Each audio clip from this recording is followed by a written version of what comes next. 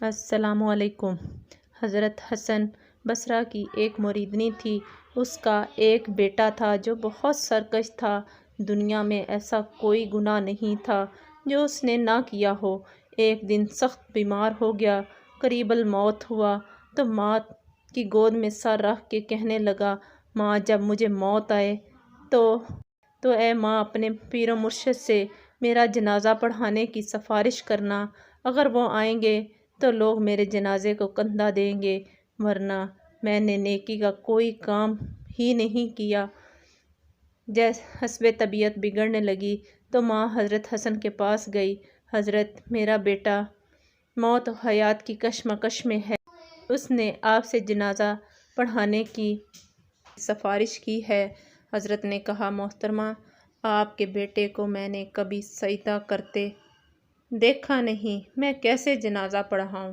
ماں بوجھل قدموں کے ساتھ ناکام واپس لوٹی اور بیٹے سے کہا، بیٹا اگر زندگی میں میری ایک بات مانی ہوتی تو آج میرے مرشد جنازہ پڑھانے سے انکار نہ کرتے۔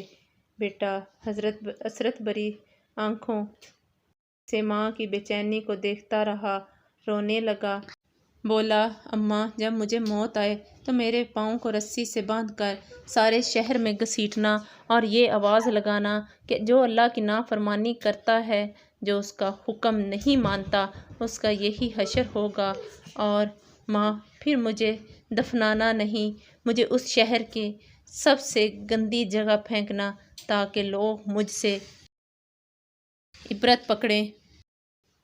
اس لڑکے کو موت آئی اور روح پرواز کر گئی۔ وفات کے چند لمحوں کے بعد دروازے پر دستک ہوئی۔ ماں نے دروازہ کھولا، دیکھا حضرت حسن کھڑے تھے، کہنے لگے، میں جنازہ پڑھانے آیا ہوں۔ ماں بولی، حضرت میرا بیٹا فوت ہو گیا، یہ صرف میں اور اللہ جانتا ہے، آپ کو کیسے پتہ؟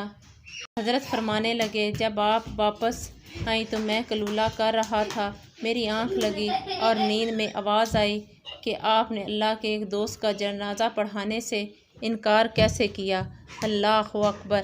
یہاں ندامت کے 2 آنسو گرے، وہاں مغفرت کا فیصلہ ہو گیا۔